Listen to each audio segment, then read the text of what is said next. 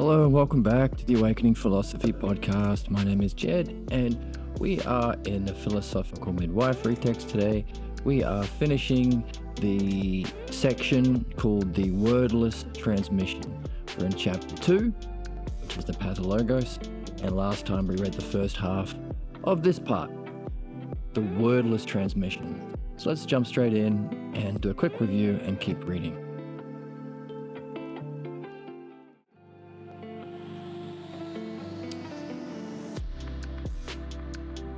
The wordless transmission of a pathologos is something one concluded about in silence. It was never discussed. If the interpretations of these events had been openly reflected upon by the family, the pathologos would have been deprived of the necessary condition for its existence. The common feature of every pathologos, its distinguishing feature, is that it is a conclusion about A, most formative event in one's life, B, yet its content has never been expressed in words. Actually, number one, or A, it's a conclusion. B, about a most formative event in life, and C, its content has never been expressed in words. Learning how to describe what previously had never been expressed in words is the process of surfacing the pathologos. Further, while the scenes from which the pathologos emerge contain elements that can be recalled relatively easily, the conclusions drawn from these scenes take much more reflection and repeated examination before the conclusions are revealed, because their linkage to one another is never suspected.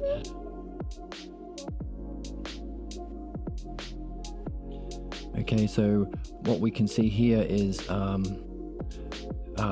the one and many problem the fundamental problem of philosophy, but also the pathologos. Do we have one pathologos or do we have many pathologos? Because here we have many conclusions that connect in this unsuspected way, which requires lots of reflection to surface. So what we can refer back to the section on the nature of the pathologos and see it's a monad. In fact, let's bring up our little diagram we made of it. Here we go. Monadic in nature, but also it has a network of beliefs and have patterns that link together. So we could say we have many pathologos beliefs or conclusions, wordless conclusions about formative events that come together into a single monadic pathologos. That becomes that which we are in a relationship with until we pick up the game of true philosophy and become a living dialectic on the self and the logos, as opposed to the false image of the self and the pathologos.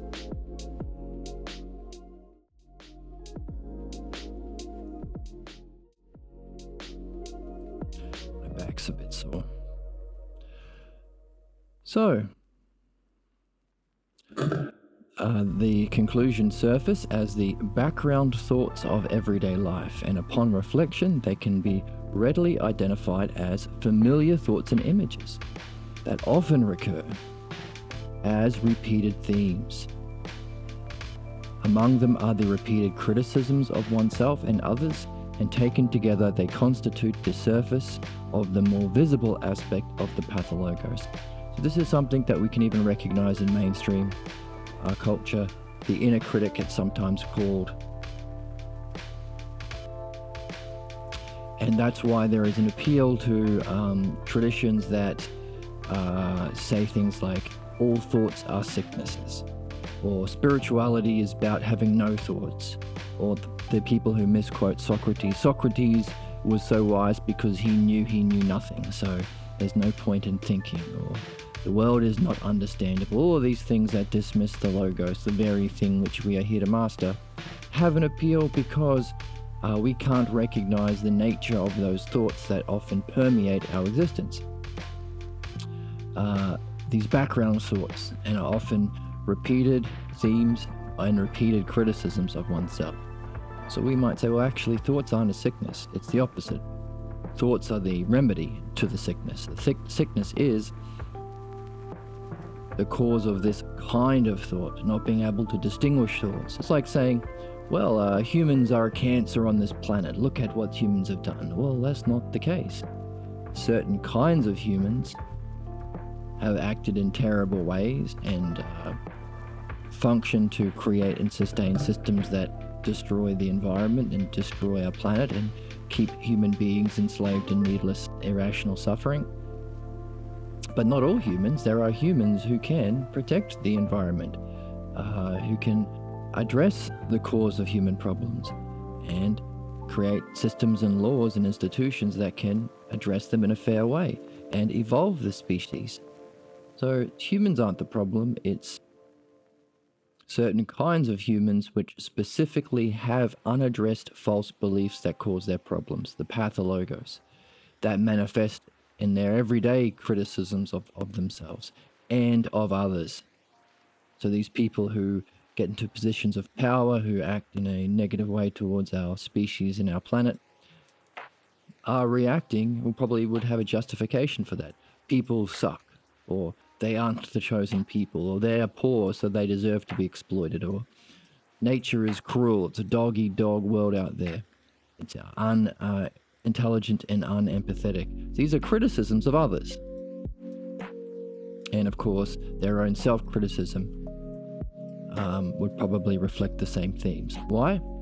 Because they are all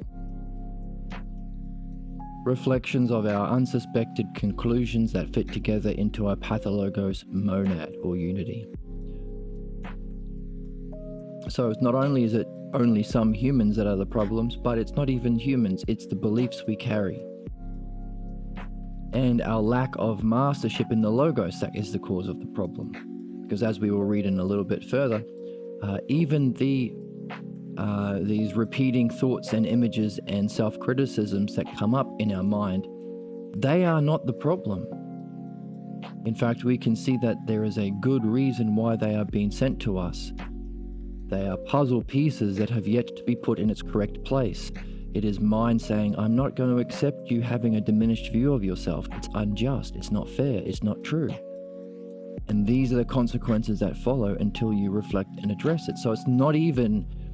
So you could say, well, one of the problems of misunderstanding Buddhism is a misquoted line that thoughts are the enemy of enlightenment, or thoughts are a sickness.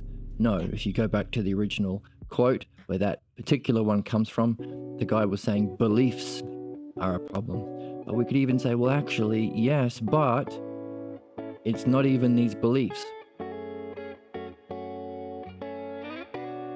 It's a lack of understanding how to address those beliefs, or maybe even thoughts. So yeah, you could say, well, false beliefs are the problem.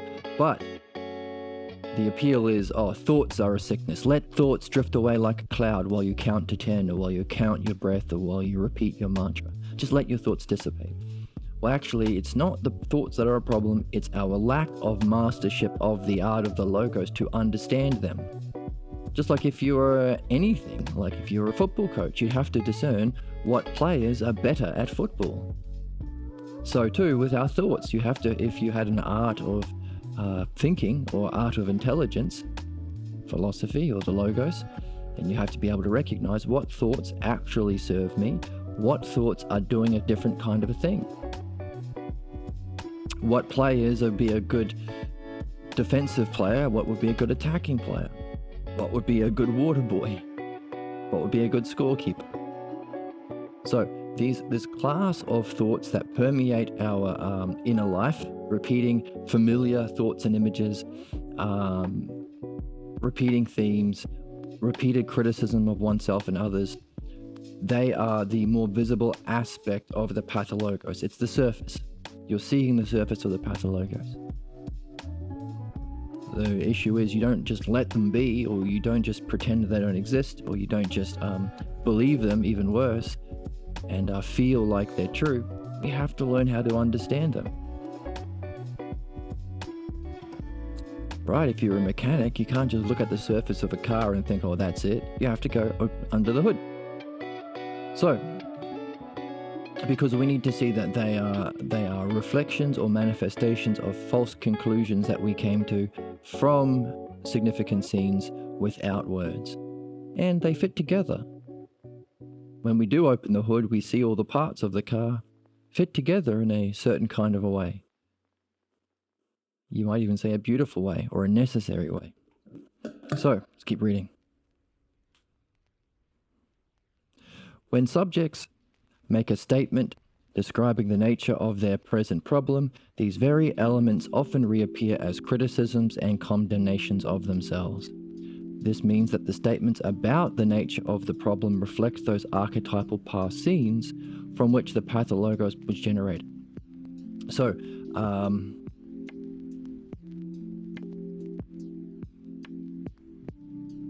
right, so the way that we criticize ourselves, the surface of the pathologos that we can touch on as those thoughts, images, and criticisms, also function to help us misunderstand our problem. So the same way you put yourself down, well, those voices put you down when you're in a talk, will be the way you will make sense of the problems you face day to day. For instance, if you say, oh, you're too stupid, over and over and over and over and over, reflecting a false conclusion from a formative scene when you were young that you didn't put in words, you gave the benefit of the doubt to the actors, creating the conditions. They can't be wrong, I must be stupid. I'm stupid, I'm stupid. Then when you have problems, even in midwifery, the beginning is you will start by saying, oh, this problem happens because I'm stupid. So even the statements about the nature of the problem, I have this problem because I'm stupid, or I have this stupid problem, reflect those archetypal past scenes. So these past scenes function as an archetype. This is the standard. Everything is kind of a reflection of this scene or this scene or this. And these are the archetypes. My life is a manifestation of these different standards. Therefore, when these statements are applied to the present, they are inconsistent with the present. They do not help you understand your problem, which is fascinating. So when you get into midwifery, you will often start by, what's the problem here? And someone will say, oh, this is what the problem is, and this is, you might say, well, why do you have this problem? Then they'll give an answer. You can write that down. Then you get into the midwifery proper, and then you might recognize a certain pathologos belief, and then if the subject is at that level, he is familiar enough with midwifery and he has seen enough of that problem, you might say, hey, let's take what we've just seen of this problem that we've uncovered in midwifery and take a look at the first statement of the problem and the statement of the cause of the problem. And they might even see that that very problem was in those first two things. Which is fascinating. Kind of like ousia, but the negative sense. The shadow of ousia. Ousia is a self-reflection, or the whole and the parts, or as above so below, analogy that allows us to move up through the logos in self-reflection to ousia itself in being. But if the pathologos is the shadow of the logos, we have a negative ousia. It's self-reflective, it's in everything, but it doesn't allow for that advancement. It's stagnant. Like a self-repeating prophecy or a self-sustaining cycle of problems. Which is why we can recognize them as repeating themes. Oops.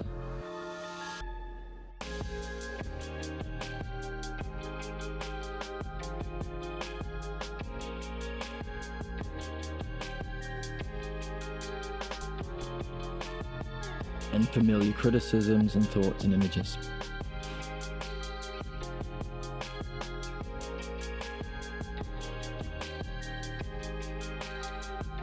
When these statements are applied to the present, they are inconsistent with the present, yes. However, it should be borne in mind that the fundamental reason the problem is a problem is because the subject, without knowing it, is constantly trying to understand the present in terms of the misunderstood past. There we go. But they are not true archetypes. It is not a true analogy. These are not true conclusions. This isn't the standard through which you should understand everything. Further, these conclusions contain elements that are contradictory with one's primary belief system, and they then remain incomprehensible to the subject, and so the cause of much grief, distress, and grief. Interesting. The way we have come to understand ourselves, the images and attitudes we present to others, these are based on primary beliefs about ourselves, much as different colored threads of a tapestry present images to viewers. So we have this primary belief about ourselves based on the way we understand ourselves, the images and attitudes we present, but our conclusions have contradictory elements. The puzzle, even the falsely put together, the false puzzle with false pieces is not put together properly. It doesn't make sense, and it causes us distress and grief, cognitive dissonance, we might say today. And there is this idea of a way that we want to present ourselves to the world. The conclusions one draws about one's current problem are, then, as confused as the parts are irreconcilable. Curiously, they seem to be answers, yet they don't function like answers. They don't, which is a question. How should an answer function? It's a question that we're carrying with our philosophy. So the answers don't function, they don't work. And they can't work. We repeatedly give ourselves the same answers to our present problem, yet the problem persists. That's one function of an answer. It should put to rest this problem. And they obscure the event. They should work now. They worked at home in the past. Like when I called myself stupid, then my mum and dad would stop whatever they were doing to me that was terrible, or undermining, or negative, or uncomfortable. So long as I said, well, I must be stupid. Right, you're in the team. Gotcha, you're in that role. Ooh, yuck, yuck, yuck, yuck, yuck. But it doesn't work if you're talking with your friends and they say, hey, you got this thing going on. Oh, it's just because I'm stupid. Your friends don't say, well, hang on a second. Okay, I'm going to be nicer to you because you called yourself stupid. They'll usually say, what? You're not stupid. Do you think I'd be friends with you if you were stupid? That's crazy talk. It's just dismissing the issue. Doesn't work anymore when you've got good friends, when you're out of that clan, that cult of the family, that are tied together by these false beliefs that they themselves have never questioned, remain wordless, that they inherited from another disgusting cult-like situation of unquestioned false beliefs, and so on, all the way back to the cave. So these kinds of answers we give ourselves that reflect our own internal criticism and criticism of others don't work. The ensuing confusion and ambiguities we face bring us to the thought that there is something unknowable and irrational about our existence. Hey, if these answers are right, and they feel right, because I've always thought this about myself, I always answer, and it seemed to work in the past, then it's not a problem with my false conclusions, it's not a problem with my false beliefs I'm tied to, unknowingly, wordlessly. It's not a problem with me having not yet learned the Logos and mastered the Logos and the path of Logos. It's not my lack of mastery. I'm always wise. I was born wise with these dumb beliefs. It must be a problem with the universe. Reality is unknowable and irrational. So terrible conclusions, false conclusions, but what follows if we do not reflect? Consider, because the Pathologos is born from unspoken conclusions, it cannot be an object of recollection since it was never collected in words. So how can you recollect that which was not collected? Interesting principle.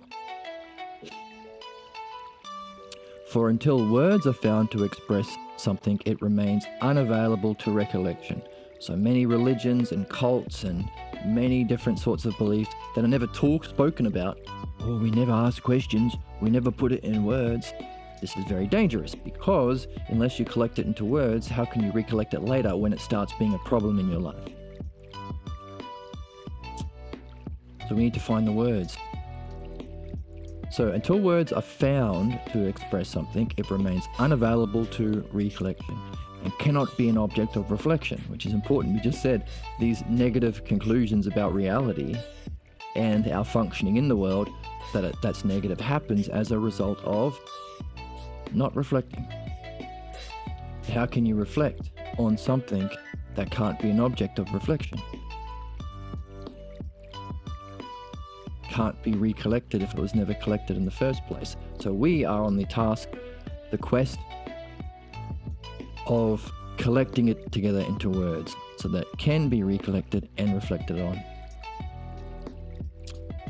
And grasped by understanding. Big deal.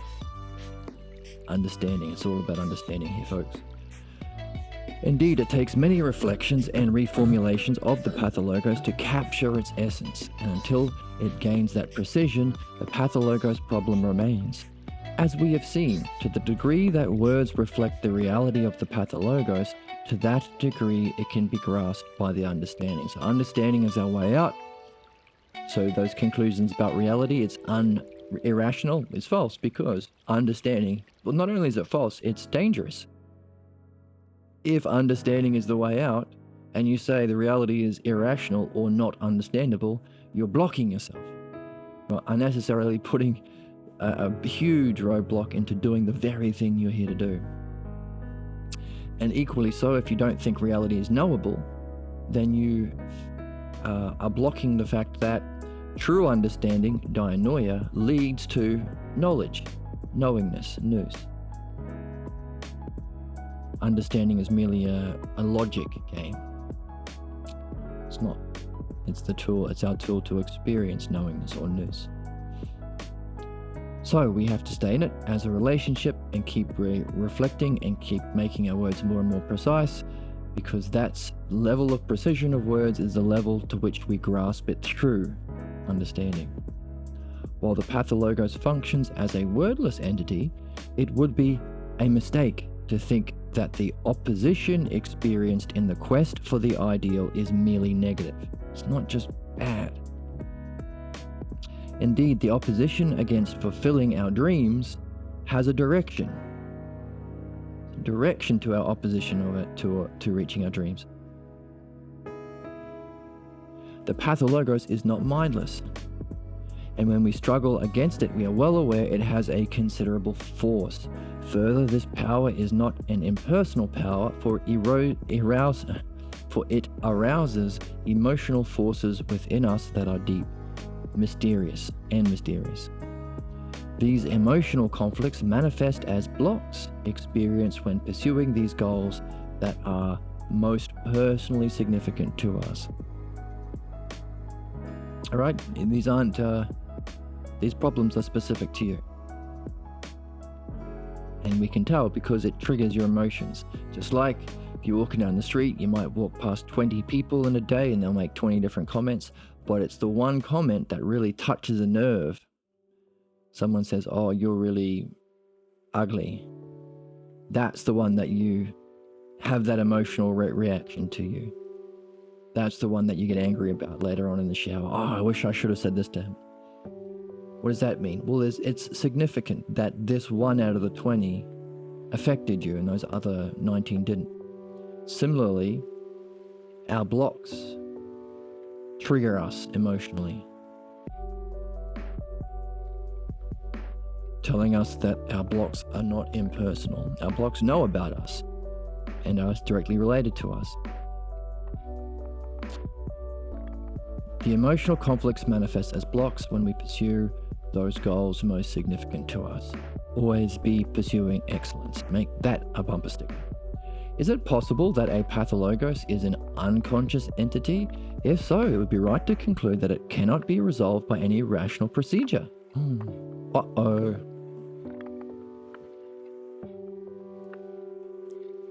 If that is the case, then our own reflections and this very theory is suspect.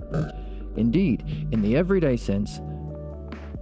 course of events, the presence of the pathologos does seem to go undetected, but that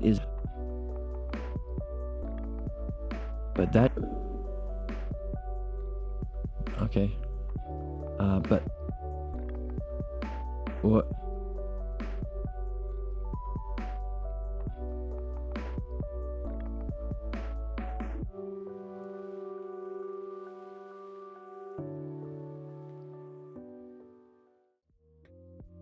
Okay, and we're back, and now we have our sound effects working. I apologize for the last episode, and today this is the ones that I've already pressed, and this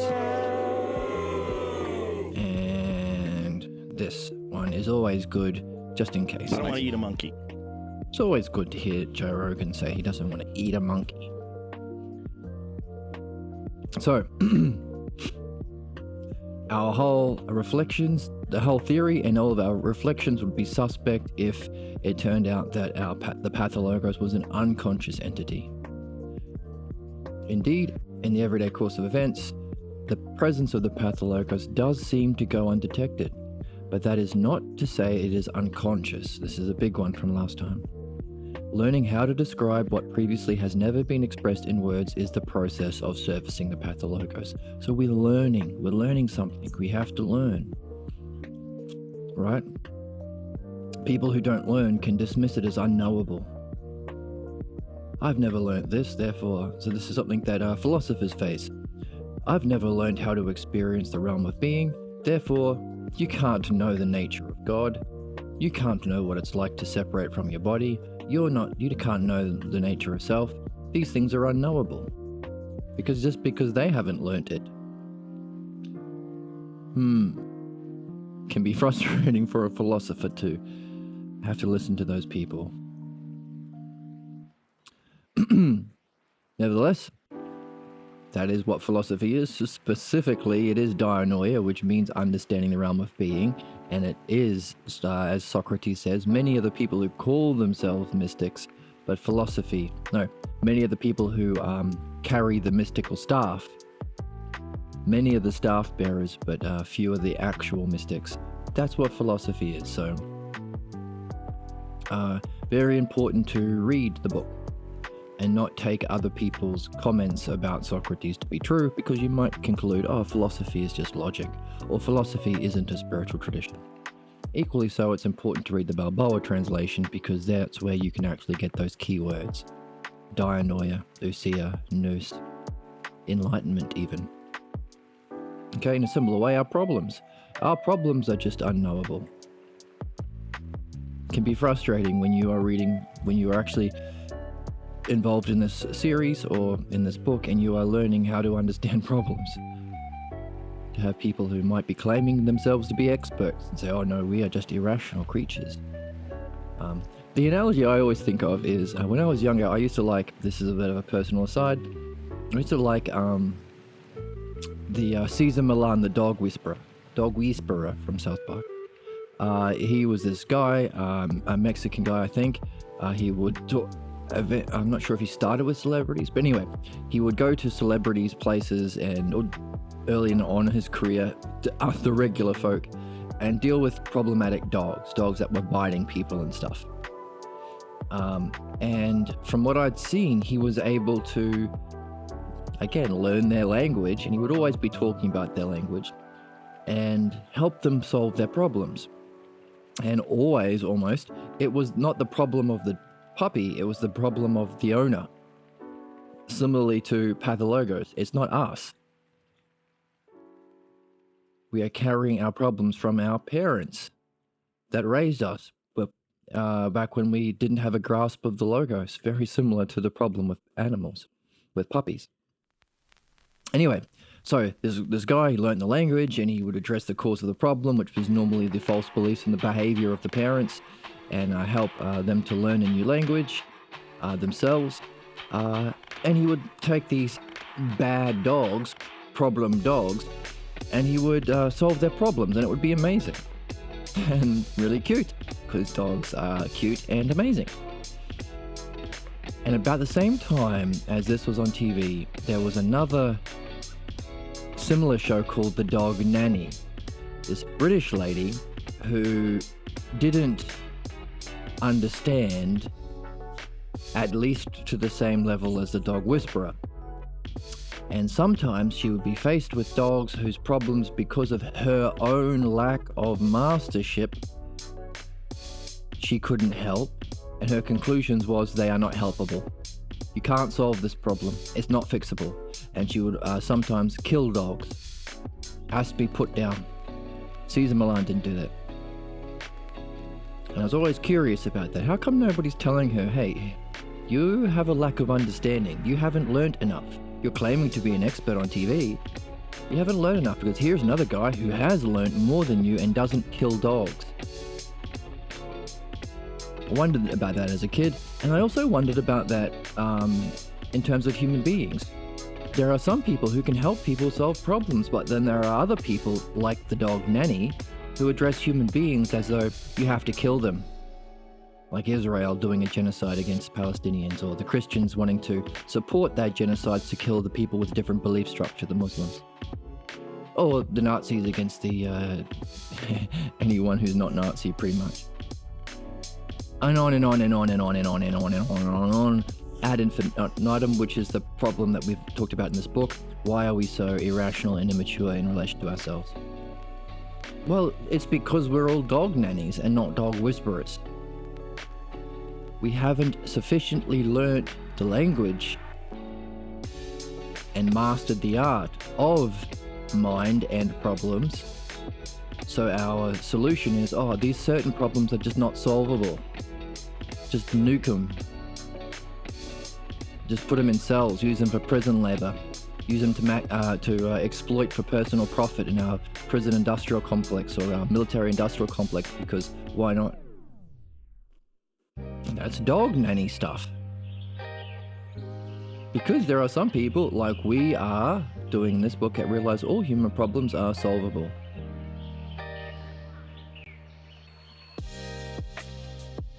So long as we learn the language, because the presence of the pathologos may seem to go undetected. We may say problems are just unconscious or unknowable or irrational, but really we are learning how to describe what was previously what had never been expressed in words. We're learning how to describe it. We're learning that language. We're being dog whisperers and not dog nannies to our soul, to human beings. Which is exciting, because that opens the door to a whole race. What if we were all dog whisperers? What if dog whisperer becomes the standard for humanity? No need for a prison industrial complex. No need for a military industrial complex. No need for exploiting the lesser people who just have genetic problems. It's very frustrating to hear dumb people say, oh no, it's just genetic. Racists think that way. It's not genetic, it's not irrational. It's the pathologos. The problem isn't that, the problem is you. You are a dog nanny. You haven't learned to be a dog whisperer, which is learning how to describe in words what had never been expressed in words. That is the process of surfing the pathologos, for ourselves and for others. Being wordless, it is unavailable to thought, and therefore has the character of being unknown. The existence of the pathologue, and the same thing with anything if you think about it. Unless you know what a gasket is, and a head gasket is, and a spark plug is, and a carburetor is, you can open the bonnet of your car and it all just seems like a goobly gook of nonsense. It all just seems character of unknown. Your engine is unknown to you, but you don't therefore conclude engines are unknowable. That's insane. You recognize that other people have gone to the work and effort and in understanding and practice of learning the language of mechanics, and it's not unknowable to them. Don't be a dog nanny and assume just because it's unknowable to you, it's unknowable, full stop. But until we learn that language, and this is the thing, we all have something more important than a car: mind. We all have a mind, so we all have to become master mechanics of our own mind. We all have to learn this language.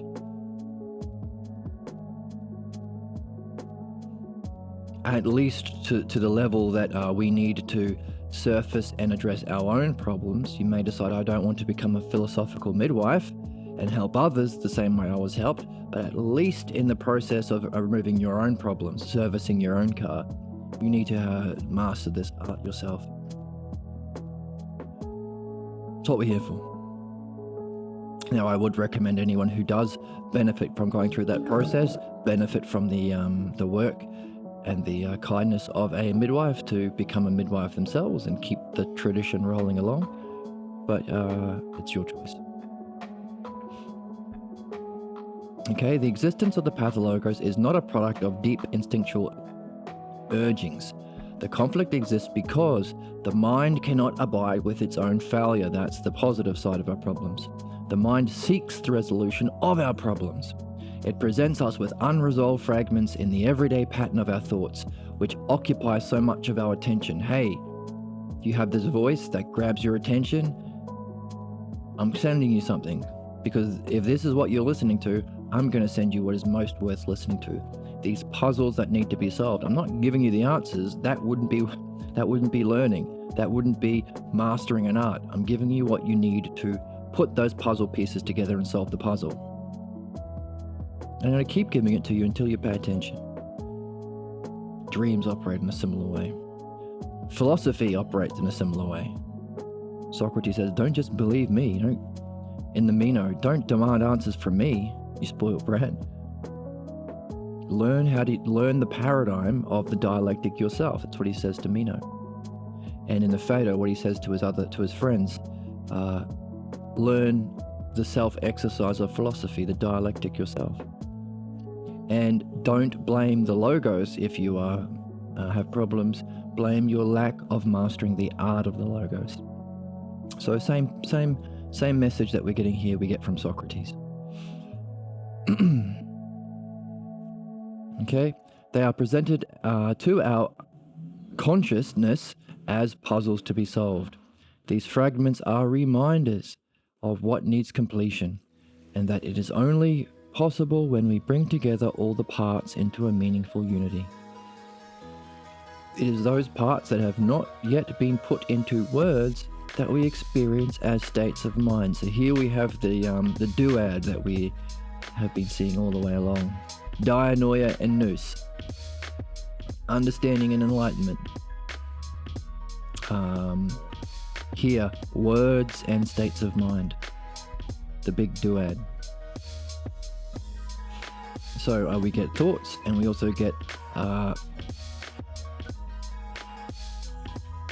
certain parts of these false conclusions we need to readdress come to us as states of mind. The states of the mind are imposed upon circumstances similar to the original insult of the pathologos. There we have the pathologos being an insult to the self and to the soul or the mind, which is why we're getting this information. Mind does not tolerate such an insult. But it also gives us a way of understanding why people project the way they do. Very easy to see with other people. Why does this Jewish person always play the victim? Why does this German person always demand blind loyalty? Why does this British person always take the piss? And those are some archetypal pathologos, but more, you might have friends. Why does this particular person always do this thing? Easier to see in others.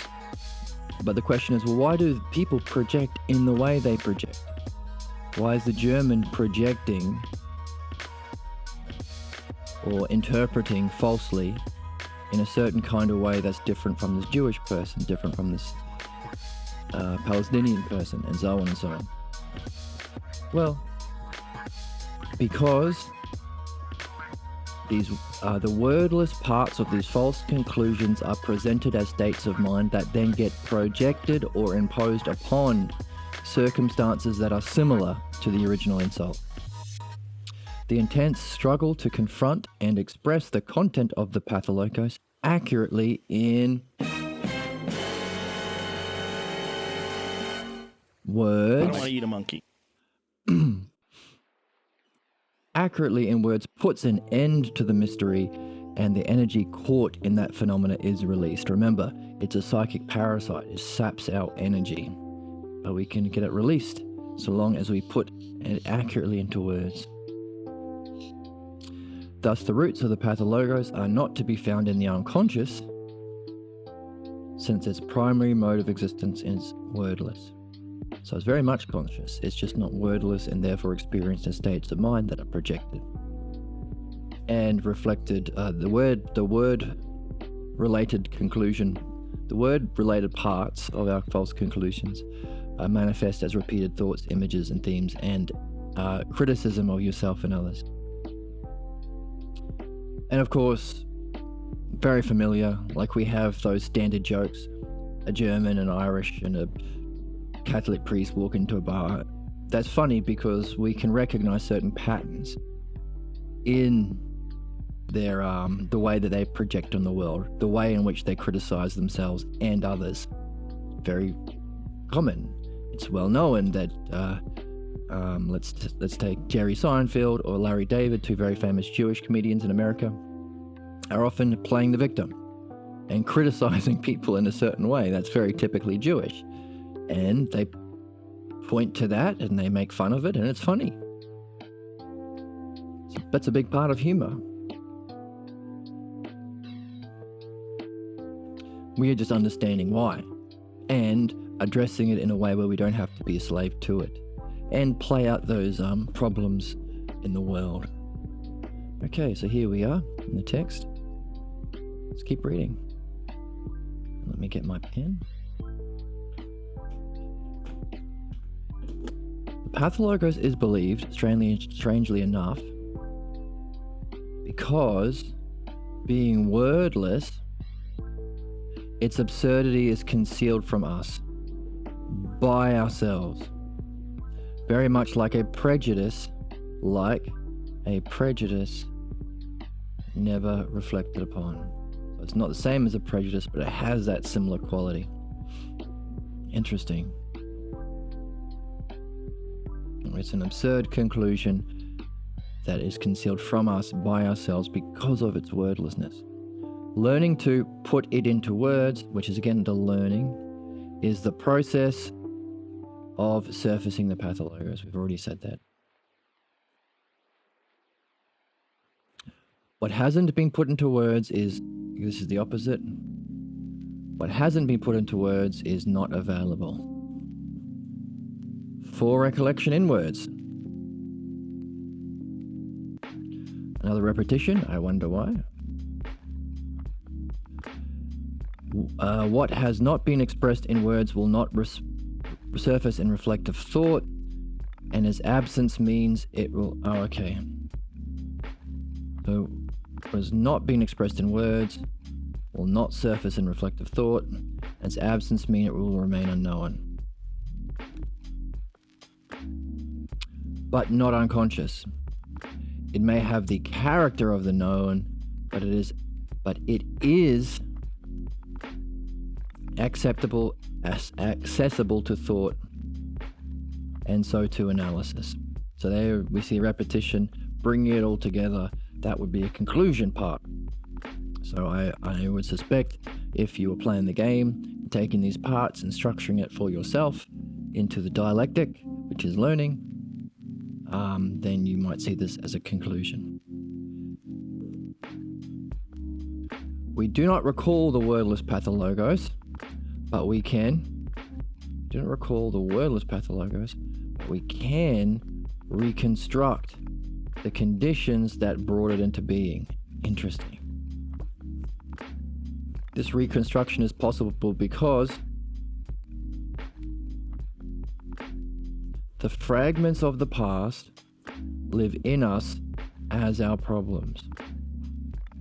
So we can't find what was not put into words, but we can reconstruct the conditions because we have problems.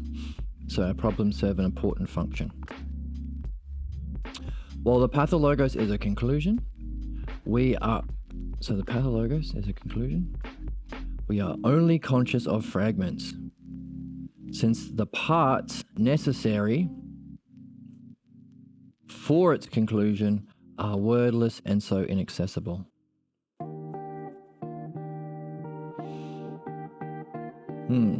missing pieces, so we don't see it as a whole, and therefore it's inaccessible to us. We sometimes call a blind spot. And when it's finally identified and put into words, it becomes obvious.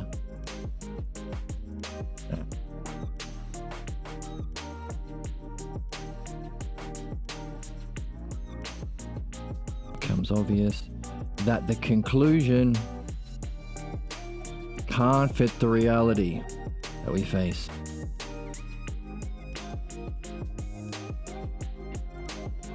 That's interesting.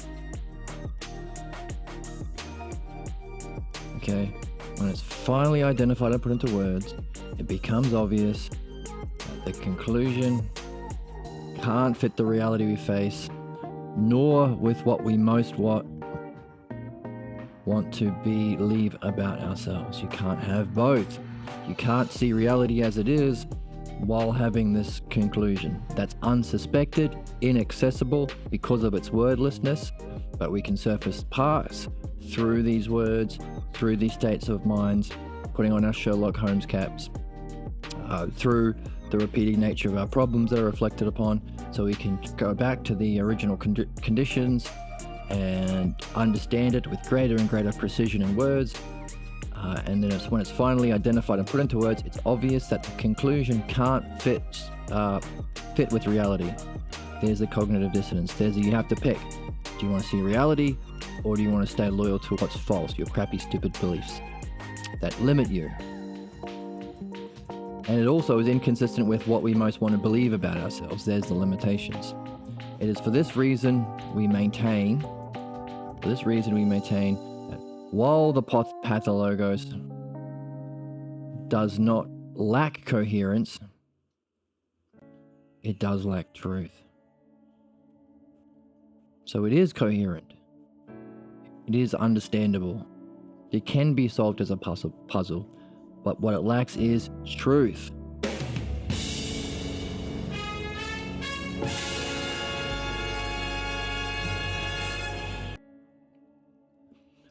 As one gains an understanding of the past without the distortion of the pathologos, this is a big understanding. What are we doing? We're understanding the past in a way that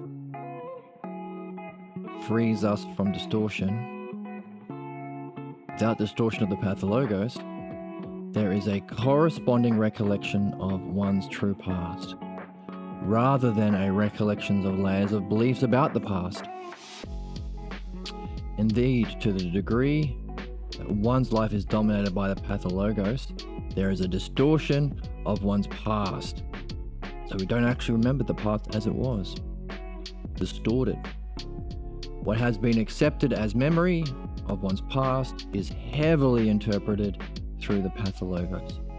Just as we interpret our reading, which is why reading in this way with this precision that we apply to this book and to Socrates is a kind of training of what's true, a kind of pulling ourselves out of the hole, because we're reading without interpretation, without distortion, which is why modern education is so insane, because you usually don't read the text, you read somebody else's summary of the text, which is insane.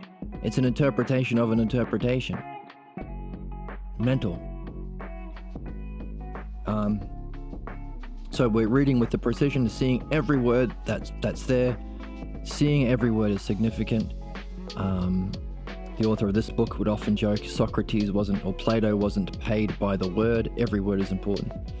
So we are doing what's false. We're doing what's true. We're training ourselves to see without interpretation.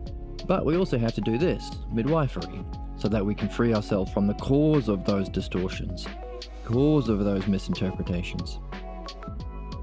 That includes the present, that includes how we understand our problems, that includes our reading, but as we are reading here, it also includes our past. Distorted misinterpretation of even our past. But is the transmission of the pathologos traumatic? This is a big one. This is a very common belief, at least around the time of the recording, that we get our problems from early trauma.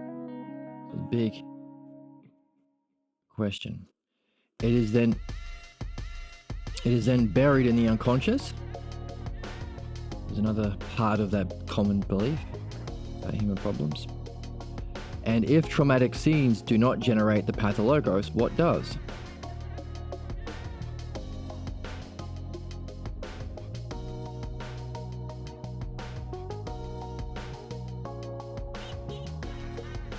So this is maybe a start of a new dialectic, because we see both sides. What is and what isn't. Is the pathologos traumatic? Do we get our problems, the transmission of the pathologos through traumatic scenes, and therefore becomes buried in the unconscious? Which is what I'm suspecting is not true, but is a common false belief that we have in our society. If that's the case, it's important to understand what it isn't and what it is. What is it? Well, that's side A.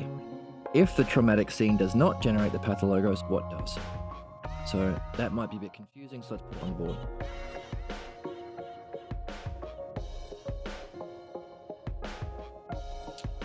So,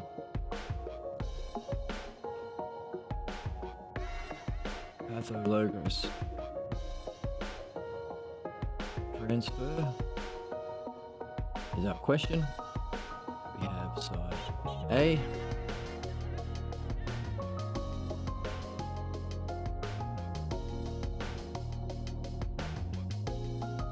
What is? We also have side B.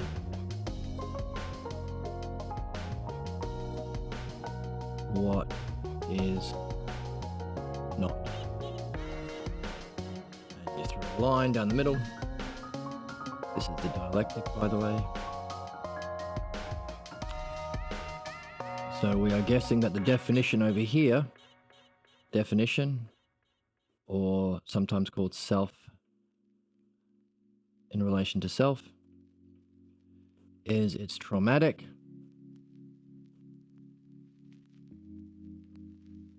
And then it's also buried in our unconscious, whatever the heck that means. I'm pointing to the fact that often these words that are used in modern psychology are not actually defined or understood.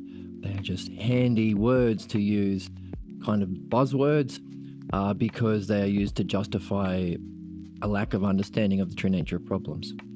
So I said, well, what the heck does unconscious mean? Not conscious? What is consciousness? That's a question of the mind. What's the mind?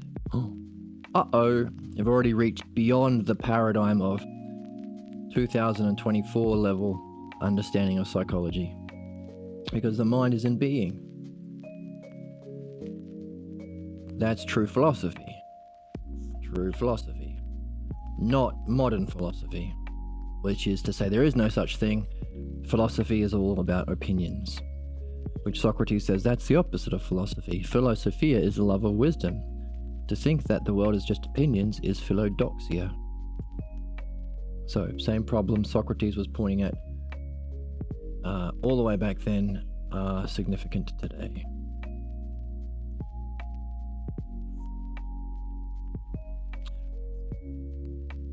Right, so we would have a definition, demonstration, division, and conclusion, which has synthesis and analysis, which is self to self, self to others. So what's the subject itself? What is the nature of the pathologos transfer? How does it function? Is it buried in unconscious? How does it relate to other things? And finally, from those others, can you see a significant or causal or important theme from that will help you better understand the definition? So I'm suspecting this is what's being pointed to in what we are reading in the text.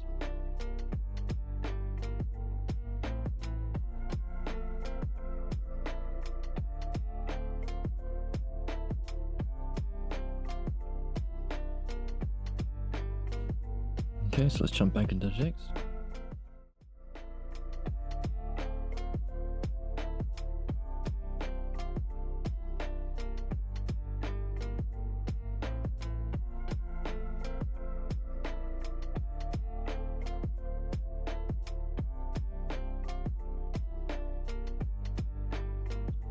Traumatic events of childhood are often so painful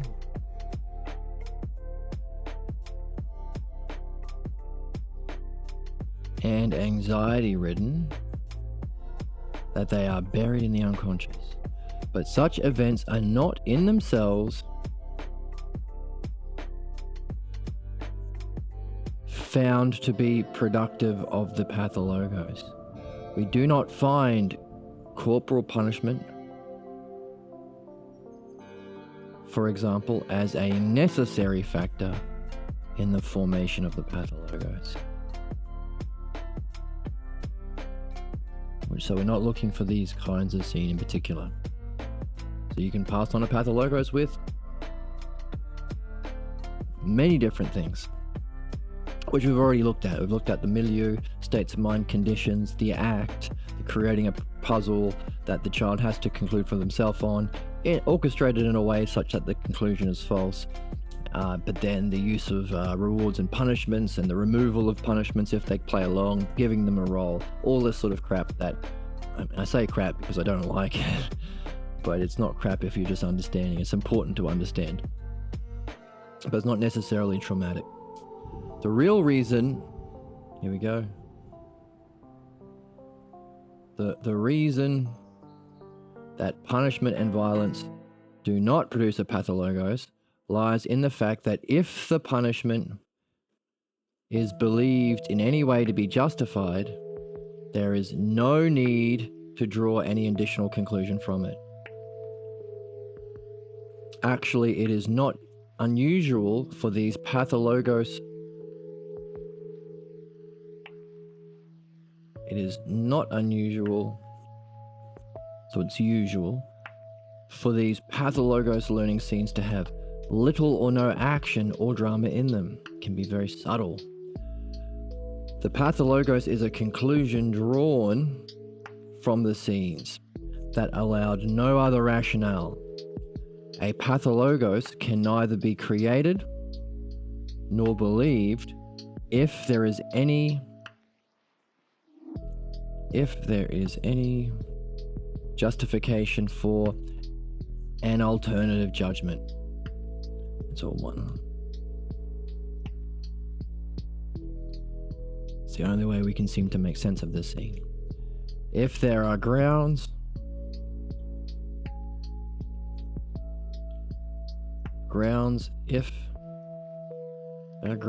for justifying some activity, then words can express it. Then it can be tolerated and understood, even if it's not accepted as being just. For to tolerate the existence of something is to be conscious that it is tolerated. Wow, that's interesting. Wow. There's a lot there. I think we have to keep reading to unpack it. The pathologos is a conclusion drawn from scenes that allowed no other rationale. So it's set up in a way where this was the conclusion that you are being led to conclude. And there's no other way of making sense of it. It can't be created or believed that there is any other justification. So any justification for an alternative judgment. If there are grounds for justifying some activity, then words can express it. And it can be tolerated and understood, even if it's not accepted as being just. For to tolerate the existence of something is to be conscious that it is tolerated. That's the end. What? Wow. So he's leaving us a lot to do there. What does that mean? I was hoping he'd say more. Now we're in the next section, blame and anger.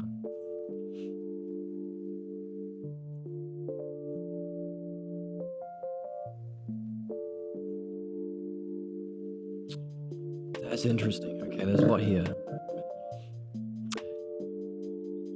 The reason punishment and violence do not produce pathologos lies in the fact that if the punishment is believed in any way to be justified.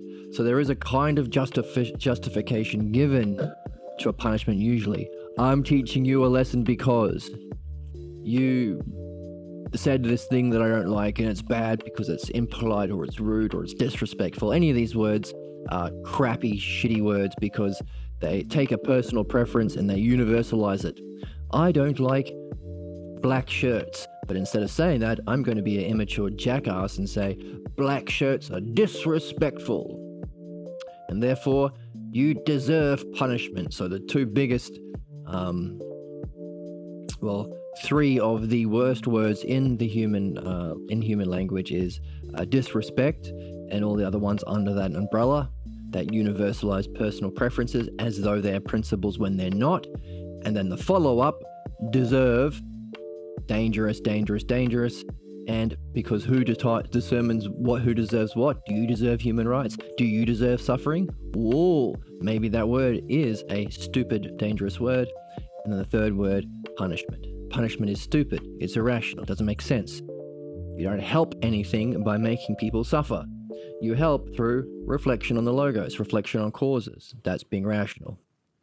So disrespect, deserve, and punishment, three of the probably top 5 or top 3 worst words in our language. But there is a kind of play between them that there is a justification for punishment, even if it's unjust. Which means there are words given often. You are getting this beating because you are this or that, or you did this and that. So that is an alternative way of making sense of it, even if it's not accepted as being just.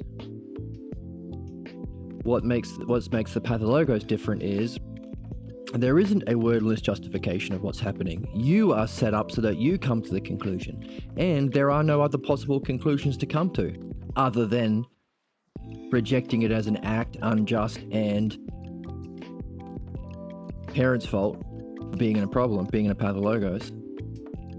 But again, we've talked about how it's too dangerous when we're young to do that, and requires a level of maturity and courage and all these sort of things which are not usually afforded to like a 5-year-old or a 4-year-old or a 3-year-old. So usually when there is a punishment, there is a justification given, which means you don't have the conditions for the pathologos. Even if you don't accept it as just.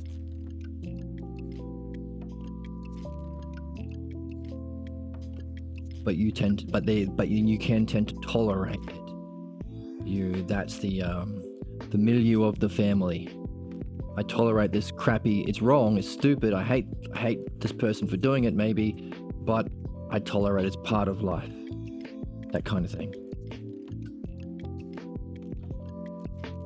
Whereas the pathologos is you have to draw an additional conclusion, and it's the only one you can come to if you're taking the blame.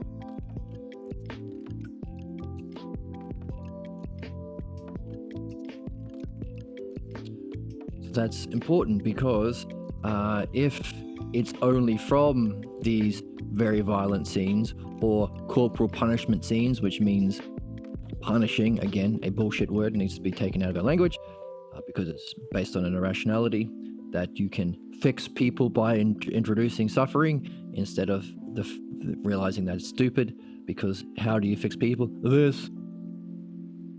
And can you do reflection in midwifery if you're suffering? Nope. So get that garbage out of our language if we need to evolve, if we want to evolve and save our species, of course. But the point is, if these traumatic or corporal punishment events, violent punishment events, are traumatic and fill us with anxiety, and so it gets buried in our unconscious, whatever that is, then it might follow that it'd be hard to surface the original scene of our pathologos, which is needed to solve the puzzle in the right way, put the accurate words on it, such that we can understand it, and it's that level of understanding that gives us our freedom from it. Become free of our problems. That's what we're here for. Yay. Doing our job, playing the game, leveling up, or winning the game, really. At least half of the game, because what do you want to do with that freedom and that unblocked energy? Hopefully, now that you've freed yourself from what's false about the self, what's false conclusions or pathologos, you might want to spend that energy and freedom to find what's true about the self and the truth about the true conclusions about self and reality, or the logos. which is why half of the game is reading the Balboa Socrates to follow the logos, and the other half is reading this orange book, looks like this, to free yourself from what's false, what Socrates would call purification and perfection. So if it was from these anxiety-ridden, painful, buried scenes, we might be blocked from solving our problems, but fortunately for us, it ain't the case. Different conditions for the pathologo scene, and therefore still requires work, still requires long time, relationship, reviewing, getting more precise in our language, which also requires us to be doing philosophy, because that is what gives us more precise language. You learn more about justice, you learn more about truth, you learn more about the dialectic way of reasoning. So the two go together until you have reached that precision. Let's find a good quote about the precision.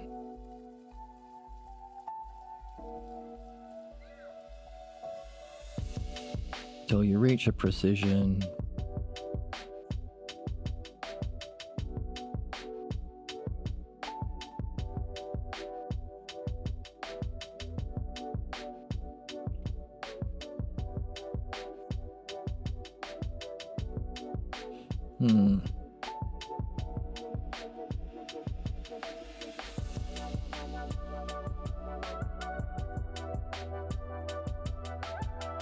Many reflections and reformulations of the pathologos to capture its essence. So you could say we're playing a game of, I don't know, capturing a Pokemon, that kind of video game, except it's not the Pokemon, it's the pathologos mon.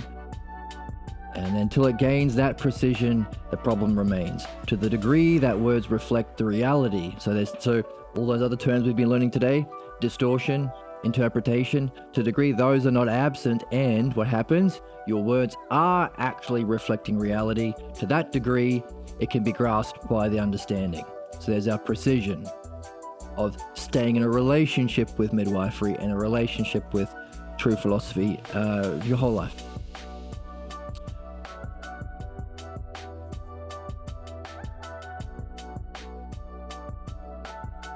So that's what we're after, precisions of words. So to gain a precise use of words that you can use to benefit yourself and others, well, you're meeting the conditions for an art. We're developing art of words, or an art of the logos, which is exactly what Socrates and Parmenides, Socrates' teacher, says we're here for. Develop a mastery of the art of the logos. Wow.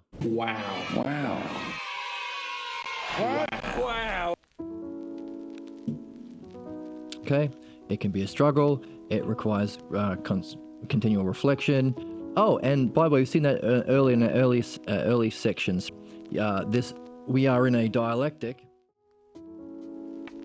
with the pathologos. Through successive refinements of the pathologos, we become more like the pathologos.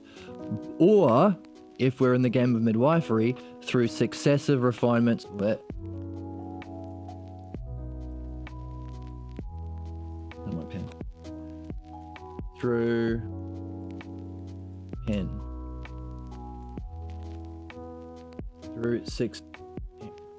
Through successive refinements of midwifery, we are developing a relationship with the logos and the art of philosophical midwifery. That's the dialectic we're in, that we are refining through time. So we have a choice.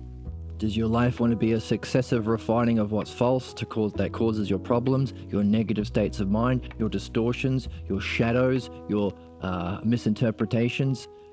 Or do you want to be in a relationship, developing successive refinements or precision of the logos through midwifery, to become free of what's false and causing your problems, to free yourself psychic energy to actually pursue your most meaningful goals that are inconsistent with this. You can't, as we saw today, you can't have this image of yourself, this mask, this persona, this characteristic way of relating to yourself in the world, this identity. You can't have this and your highest goals, and you can't have this and be achieving your highest dreams. So the game is stay stuck, blocked from your dreams and highest goals, so successively refining your problem because you are in a dialectic or relationship with your pathologos, or same game only with the logos.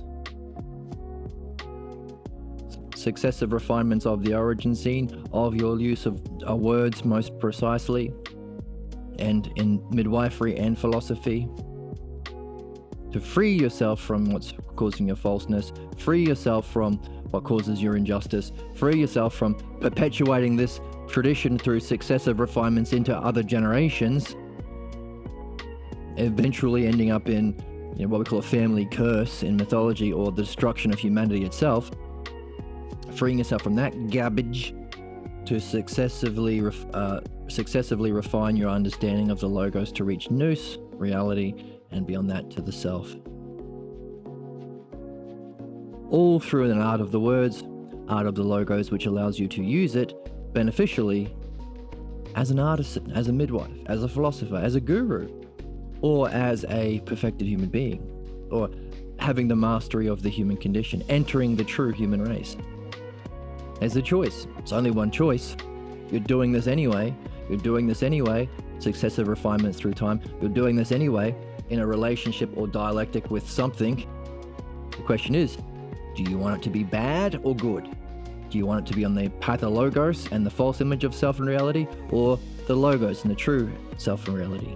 Do you want to be an agent for harm and suffering, or do you want to be an agent for benefit and artfulness? What we might call, within the archetype of the hero's journey, the call to adventure. Luke Skywalker, do you want to be recruited by the Empire and be a Imperial soldier for suffering in the dark side, or do you want to become a Jedi? You're a wizard, Harry. This call to adventure, or this given of a choice, or making the main character of a story or game aware of this choice, is a feature in all of media, games, movies, TV shows. The call to adventure. That's what we're seeing here. This. Do you want to do this? Or do you want to be suffering? Do you want to be blocked, or do you want to reach your highest goals? Do you want to reach your dreams, or do you want to become blocked from it and suffer because of it? Do you want to do your job here, or roll the dice that your death won't be so bad and your reincarnations won't be so bad, and put it off for a while? If you're able to. You're not guaranteed, by the way. You might come back with a greater pathologos and more suffering. So take the opportunity while you can. Do you want to be light side or dark side of the Force, to use the Jedi analogy? And what we're reading here is, it's doable. It's not unconscious. It's not buried. It's not unknowable or irrational. We don't have to be... Oh, so another way of characterizing this call to adventure is, do you want to be Dog-Nanny or Dog Whisperer? Always be Dog Whisperer. So if I start putting out some merch for this channel, maybe I'll get a t-shirt that will say, always be Dog Whisperer. And on the back, there'll be a picture of Dog-Nanny with a big cross through it, like the Ghostbusters cross. No Dog-Nannies. Same thing. Logos or pathologos. You're in it anyway.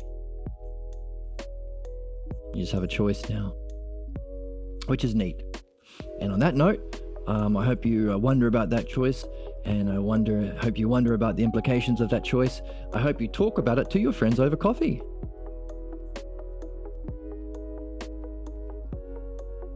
And you might be saying, wow, this is heavy stuff. How can I introduce this to my friend over coffee? And say, well, hey, bring your phone and play a clip of the Dog Whisperer, and then say, hey, by the way, do you know that you can be a dog whisperer of the soul? And then you're in. Then you can start a conversation about the philosophy and how our purpose is to be a dog whisperer of the soul, which is mastering the art of the logos, which we're doing anyway, only on what's false. we have been trained to be dog nannies. And they'll say, what's a dog nanny? And you'll show that picture of that lady killing a dog because of her ignorance. So that's a way you can talk about it over coffee with someone. And next time, blame and anger. Can parents be blamed for the pathologos? Are they responsible for this duplicity? That's what we'll look at next time. I hope you had fun today. I hope you're excited about this next time. I hope to see you next time. As always, you can follow along on YouTube. Hit the bell so you get a notification when we're going live. You can follow on Twitch. You can join the Discord. And yeah, have fun and see you next time.